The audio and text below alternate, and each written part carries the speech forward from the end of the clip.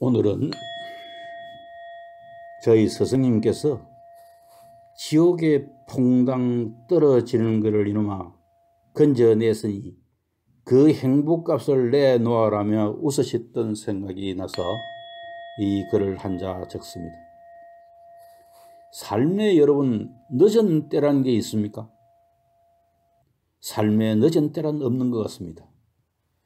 비록 나이가 70이 넘고 60이 넘고 80이 넘어도 그 마음먹기에 따라서 20대로 30대로 40대로 돈을 되돌릴 수 있는 일이 참 많은 것 같습니다. 젊었을 때 한때 힘든 인생을 살다가 그 여러 가지 어떤 계기로 인해서 좋은 인연을 만났는지 좋은 종교의 말씀을 듣는지 어떤 성인의 말씀에 귀담아 어떤 날에 그것으로 인해서 인생이 완전히 바뀌는 일이 비일비재하게 일어나죠. 오늘 이 글을 쓰신 분도 보니까 그 스승님께서 45세 정도 돼서 그전에는 아마 여러 가지 생활이 좀 뭐라 합니까?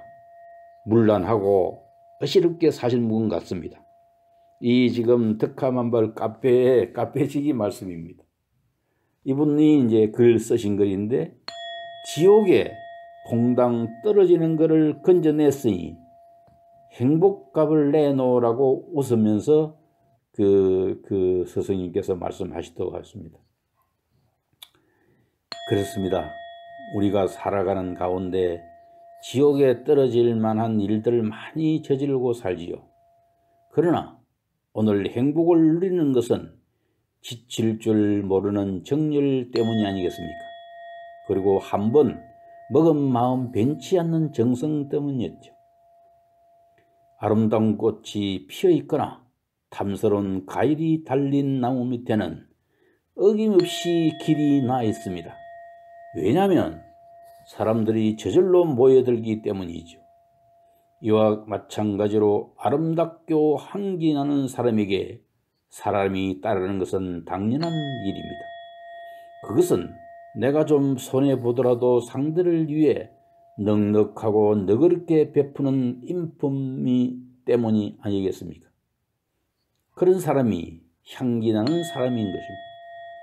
그리고 한결같은 정성으로 일을 해 나가면 그 정신을 추인하는 것입니다. 그것을 우리가 지성여불이라고 하는 것이죠. 인간관계도 마찬가지입니다. 사랑도 마찬가지죠. 한 번 준 마음 영원히 이어가는 사람이 향기 나는 마음일 것입니다. 그건 바로 고통을 참여하는 인내심이 바탕이 되어야 하는 것이죠. 예를 들어 장작의 고통은 상상을 초월하는 것입니다. 저처럼 졸문을 쓰는 사람도 덕화만발이라는 글을 매일 쓴다는 것은 말 못할 인내심과 고통이 수반되지 않으면 쓰기 어렵습니다. 하물며 불후의 명작을 써내는 소설가의 작업은 인내심 그 자체라고 할 수 있겠죠. 수천 대의 작품이 완성되기까지 한 글자 한 글자씩 매일 써내려 가야 합니다. 요리사, 운전기사, 노동자, 농부 등 수많은 직종의 사람들이 인내를 기본으로 살아가는 것이죠. 그 중에서도 인내가 가장 필요한 것이 사랑이라고 합니다. 사랑은 보이지 않는 곳에서 인간을 버텨주는 힘이기 때문이죠. 바로 그 인내를 통해서 우리가 목표하는 일들이 성공으로 다가옵니다. 영국의 정치인이자 정치 철학자인 에드먼드 버크는 힘보다는 인내심으로 더 많은 일을 이룰 수 있다고 하였습니다. 그래서 우리가 단 한 개 변하고 싶다면, 한 단계 이상 더 전진하고 싶다면 먼저 지금의 나약한 자신을 버려야 합니다. 더불어 실패를 두려워 말아야 해요.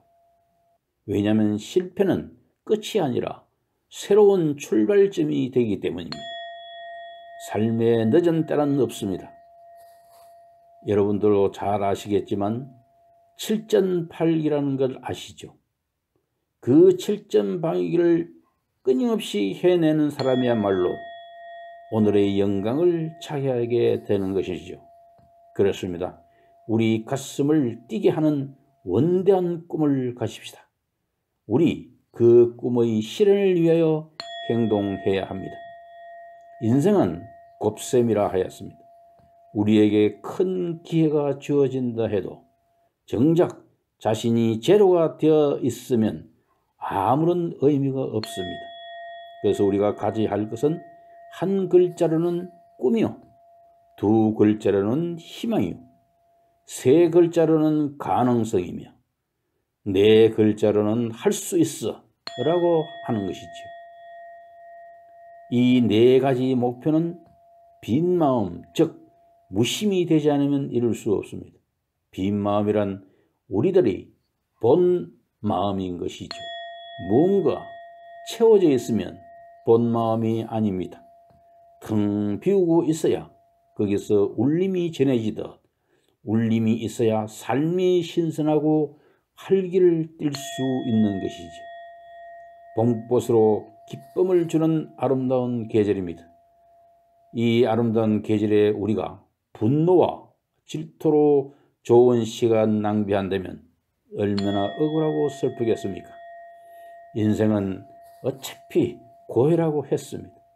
고통의 바다, 이런 고해의 세상에서 어려운 일이 생기는 것은 어쩌면 당연한 것일 것입니다. 우리에게 닥친 근심과 걱정은 삶의 과정이고 풀어야 할 과제들입니다. 우리 이 과제를 불행이라 여기며 피할 것이 아니고 안으로 파고들어 딛고 일어서야 하는 것이 우리가 세상을 살아가는 지혜인 것입니다. 우리가 건강을 지키는 것도 적당한 스트레스가 반드시 있어야만 합니다. 차라리 그 스트레스를 즐길 줄 알아야 건강을 잃지 않는 아이러니가 될 것입니다. 아무 걱정 없는, 그리고 아무 스트레스 없는 삶이란 존재하지 않습니다. 주어진 삶을 즐길 줄 아는 우리가 되어야 할 것입니다. 노풍당당이라 했나요? 위풍당당이라는 말이 있지 않습니까? 우리가 몸은 늙어가도 마음은 언제나 청춘이며 또 청춘이어야 합니다. 그래서 노인의 모습에는 편안함이 있어야 하고 노년의 향기는 얼굴 모습에서 느껴지는 편안함이 있어야 합니다. 노년의 향기는 그것은 오래 살아본 사람에서 변하는 향기입니다. 예서 거둬들인 풍족함이 아니라 인고로 견디온 초람과 여유입니다. 삶의 성숙은 곧 오래된 향기로 남습니다. 그래서 인생의 향기는 노년에 완성되는 것이 아닐까요? 노년의 성숙한 다음 세대를 위한 희생입니다. 그리고 기다림입니다. 젊음의 상징이 아름다움이라면 노년의 상징은 원숙함일 것입니다. 그것이 인생의 향기입니다. 모든 것을 포용하고 용서하며 내어줄 수 있는 것, 그것은 일체 중생에 대한 사랑이 되겠죠. 우리의 삶에 늦은 때는 없습니다. 비록 몸은 늙어도 노풍당당하게 위풍당당하게 나의 길을 한번 걸어가 보면 어떠실까요? 감사합니다.